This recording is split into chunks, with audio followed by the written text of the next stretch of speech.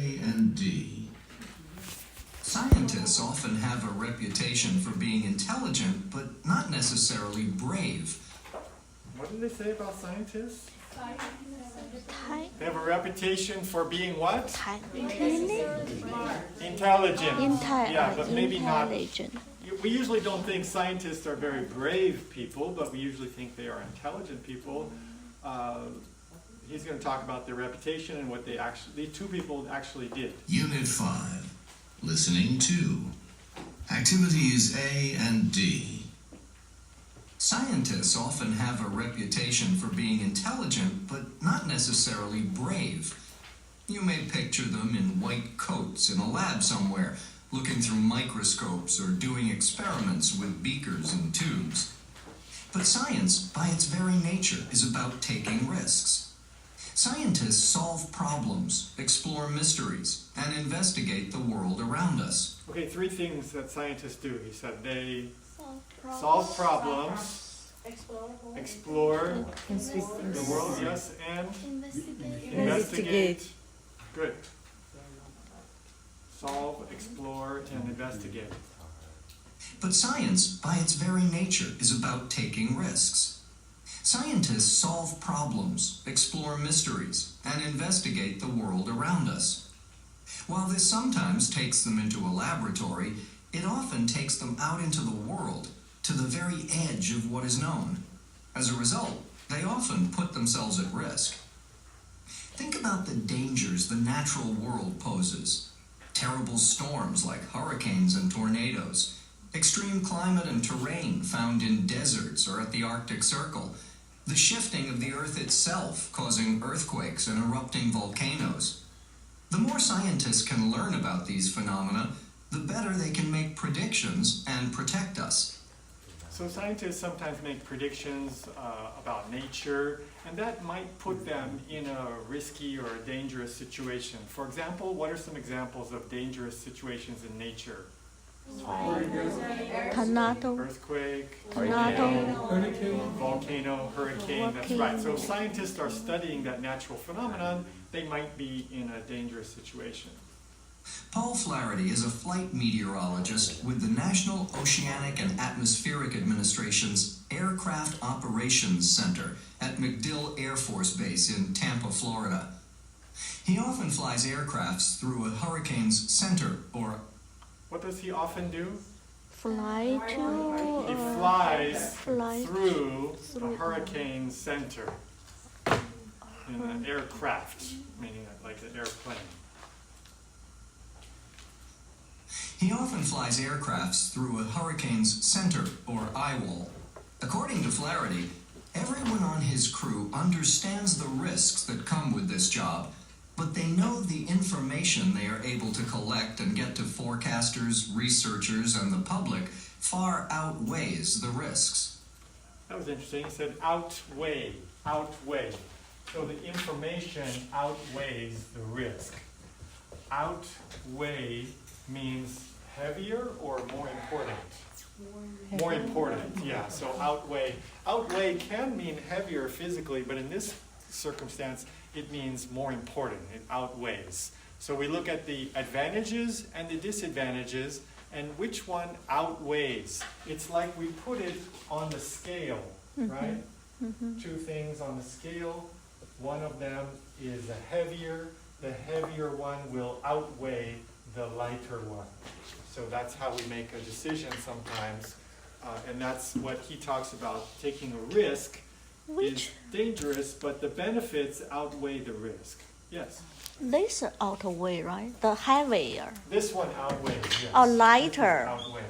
Lighter is outweigh. Yeah, this one outweighs this one. So A outweighs B. Oh, B heavier. That's right. B heavier. No, A is heavier. A outweigh means this is heavier. A outweighs B. If heavier, this should be heavier Heavier down. goes down, yeah. Yeah, heavier down, right? That's right. So A outweighs B. I feel B lower. Right?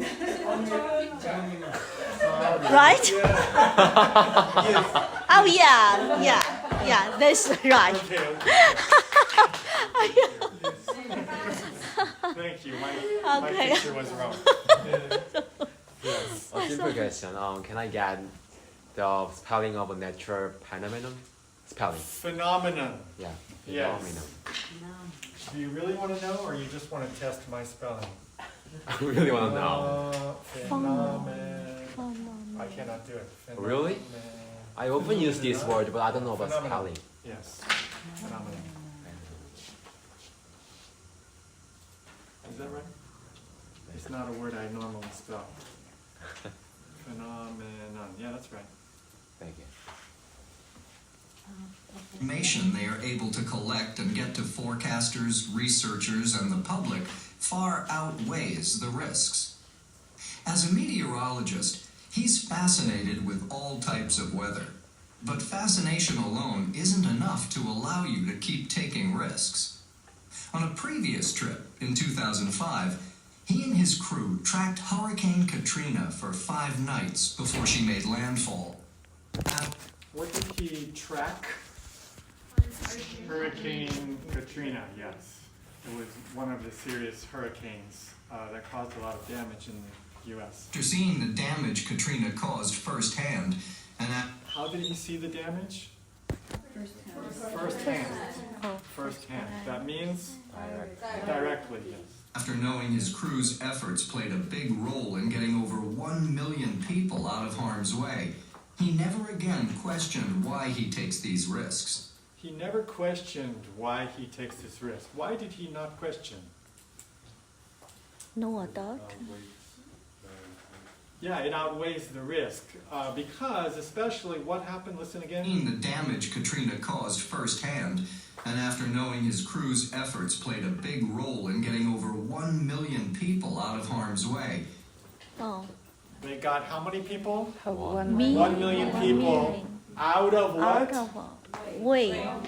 Out of the way, yes. Or out of harm's way. Oh. It's kind of a funny expression, but we usually use it with this together. Out of harm's way means out of danger. Harm is something good or bad? Harm. Bad, that's right. Harmful is an adjective. Harm is a noun and also a verb. And if you are out of harm's way, it means you are away from the danger. So his research of that hurricane helped to notify 1 million people to get out before the hurricane caused the damage. So after that experience, he realized my work is very important. So it's okay if I do something dangerous. he never again questioned why he takes these risks. Every time he flies, the data collected helps researchers better understand these storms. He says if he and his crew didn't accept any risks in the air, the public would have more risks on the ground. One way hurricane hunters lower their level of risk is by identifying risks and rating them according to how serious they are and how likely they are to happen. So they identify risks and they rate them. What does that mean, they rate the risk? R-A-T-E, rate. Judge. Judge, Assess. evaluate, assess, that's right, to give a number. Like this is a risk level 10, and this is a risk level 5, this is a risk level 2. So they give a rate to the level of risk. If a mission is too risky, they find another way to get the information. One new invention that may help is the drone. A drone is a plane that flies itself. It can fly longer than planes with crews, and this can help in studying storms. Another scientist used Okay, and what is the device that they use to study storms that's less risky? Use a drone, right? Okay, we're going to hear another scientist, Tina Neal. to taking risks is Tina Neal, a volcanologist with the U.S. Geological Survey, who Oh my gosh, her job is volcanologist. Work. Can you guess what that is? Volcanologist. Volcanologist. What does she study? Volcanoes. Yes, volcanoes. Oh, volcano. was based in Alaska. Most people assume that the greatest risk to volcanologists is in working around active volcanoes.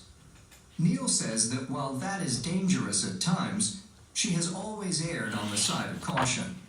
They spend a lot of time thinking about their safety working around an active volcano, even making maps that locate areas where they can go and where they can land the helicopter.